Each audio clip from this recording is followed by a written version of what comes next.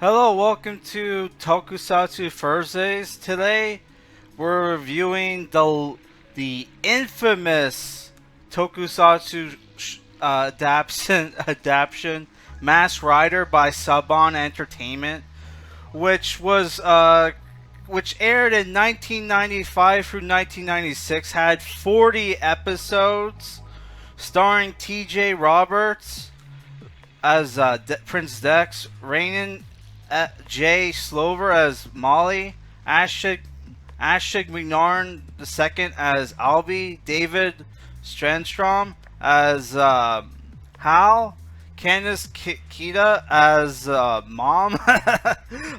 Barbara, that was her name. As I just know her as the mom.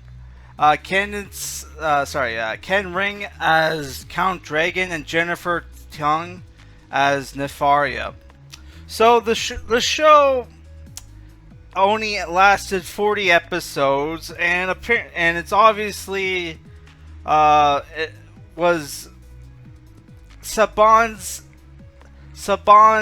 like attempt at a Kamen Rider show, but not really, because I was listening to Random Crap Podcast, right, which is no longer around, which is one of my favorite Tokusatsu podcasts, and I was listening to one of their older episodes. By the way, I now know why they only review like the first two episodes whenever they're talking about series, because man, is it rough to watch entire series of a show that you know is bad, right?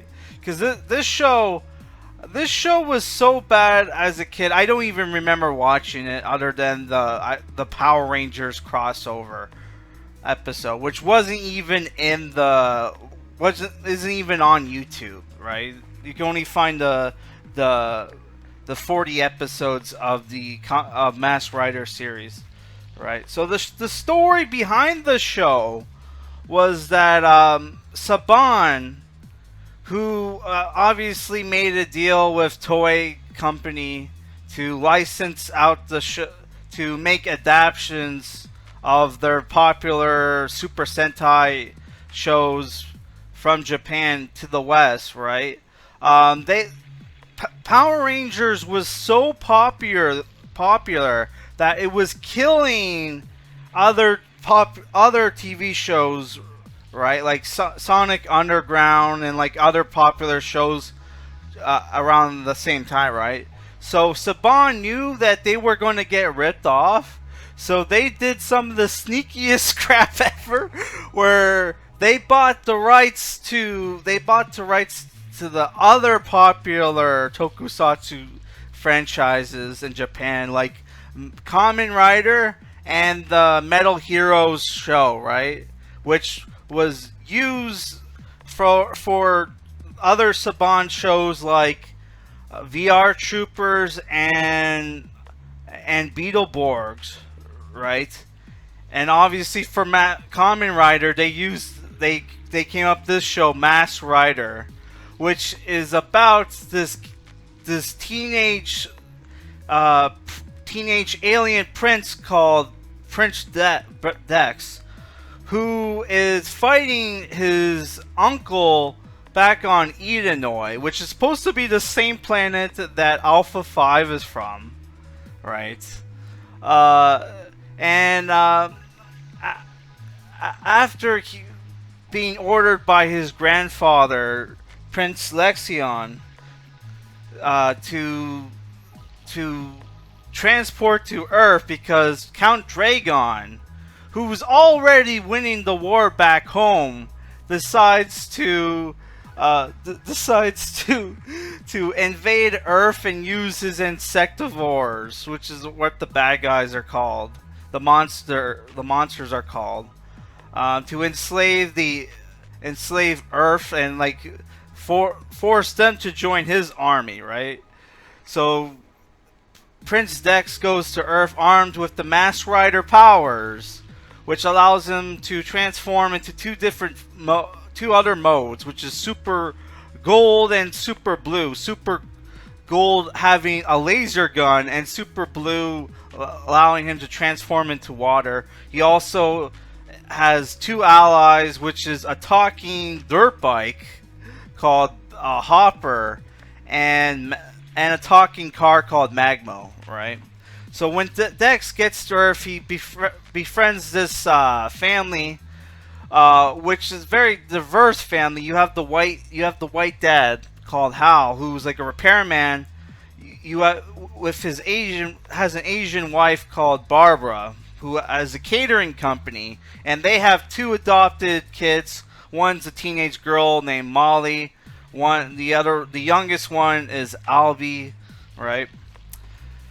And Dex, after saving the Stewart family, gets to join the Stewart family as their new adopted son, along with his pet Furbus, who is like a short, like, I don't know how to describe Furbus. He kind of looks like an Ewok, but with a duck mouth, right? So like every episode, so the show is basically a family kids drama, high school drama that loosely uses footage from Japan of the Kamen Rider Black RX show, which was made by Keita Amemiya. So lot of horrific designs in this show, right? In this wacky, very cringe kids show, they have really horrific designs because they use footage from the Kamen Rider J and Kamen Rider ZO films, right? Which, if you ever watch those movies, which are like 40 minutes long, you can watch them on YouTube. You have very horrific, scary designs, man. Which, by the way, the fight footage that they use for the show barely matches up with the footage that they film, right? Especially when they use footage from Kamen Rider J and Kamen Rider Zeo, to the point they even use if you ever watch Kamen Rider J, you know, he turns into a giant to fight like the alien spaceship, right? They have an episode where they use that footage, right? And it's not even explained, hey, how come Masked Rider looks different in that episode, right? When he's like, and it's the thing where it's like they could have just had made a new form for him to explain away the Kamen Rider Zeo and Kamen Rider J footage, because the Kamen Rider Zeo and Kamen Rider J are so similar, you can barely tell the difference, really. So they could have just explained it away as, like, you know, a new form, but because they use like the Zeo footage for the two-parter episode, right? Which there's only one two-parter episode in the beginning of this series. They don't even have a two-parter for the finale, which is episode 40, right? Yeah, so most of the series is just like wacky, like high school drama, high school kids show drama, like the point where there's a Battle of the Bands episode, there's an arcade episode, there's a Christmas episode, there's a haunted house episode near the end of the show. There's even like episode where, like, you know, they go on vacation, the grandma shows up, man. There's episode where, like, you know, where Furbus and Dex get sick, right? Those are two separate episodes. So it's the thing where the show, it fails as like a superhero show, right? Um, but it, but if you watch it pretending it's like like it's a Nickelodeon family comedy, it kind of works. There are some funny lines in the show, right? Um, like I love the scene where where the principal shows up and he's like interviewing like everybody and he thinks Hal is 50 and Hal just like loses his crap. He's like 50. Which, dude, like you would be 50 if you have like teenage kids, man. Like how old were you? Oh my god, like how? Yeah.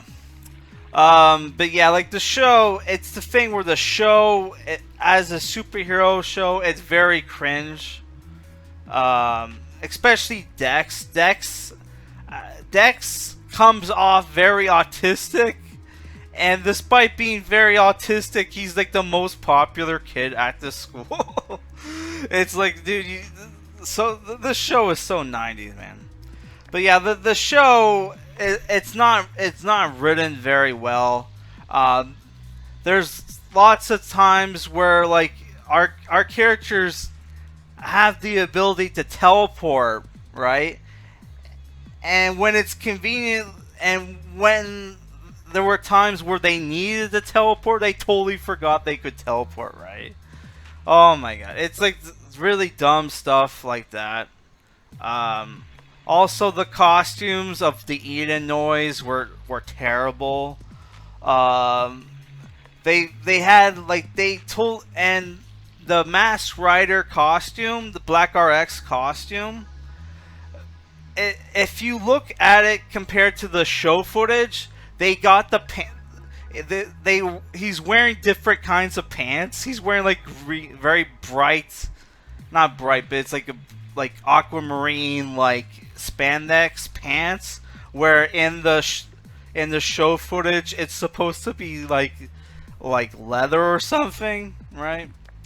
And also, there's the fact that the villains the villains are clearly the villains like is only Count Dragon and Nefaria, and all the other villains are just show footage. It's just show footage, right? Which I think when it came with Power Rangers, it was 100% show footage, but at least that matched up. Here, like when Count Dragon's with his lackeys, you can tell like they're not in the same room, man. He's just talking to a wall or some BS, right? But yeah, like the show, it's the thing where like this show, I wanted to give this show a 3 out of 10. I came in to the show hating it because I remember like when when I was trying to get into Kamen Rider, and the only two shows I could watch were this or Kamen Rider Dragon Knight, and this show was unwatchable. I was only able to watch like the two-parter introduction, right? And the Christmas episode. Like this show was so unwatchable. But like, when you're supposed to critique a show, you're not supposed to review it based on what you think the thing should be, but what it is, right? And for what this show is, it as like a kids show, it's not that bad. I'm giving it like a 5 out of 10. But like as for somebody who's trying to get would I recommend this for someone who's trying to get into Tokusatsu? Hell no, man. This was one of the worst Saban shows of all time. And this is coming from somebody who thinks all Saban shows are cringe. This is one of the cringiest. But as a family kind of drama show, it's not that bad, right? And also, the finale was kind of cool. That you got, though. In the finale, it was like a crossover episode. They used footage from like Black RX where like all the Showa riders show up to help Black RX, and they messed up the names of a lot of the Kamen Riders, man.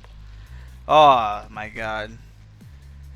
So yeah, that's it for this episode, guys. I know I probably should have been a lot harsher at this show than I was, but it was the thing where, like, you know, you you kind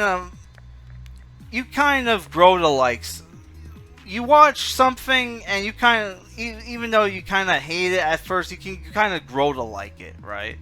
Though that's not me saying I'm recommending the show, far from it. But yeah, I grew to like the show, right? And I do feel bad for like the fans of this show, because like this show is only available to watch on like YouTube, and it's at like, you know, 320p or something. It's like you can't even watch the show in like, you know, 460 or whatever. It's like it's only available in sub definition, man. Oh my god. So yeah, that's it for this episode, guys. For next week, we're going to review another Keita Amemiya show, right? And then for the month of October, we're going to take a break from Tokusatsu Thursdays. That's it for this review. Peace.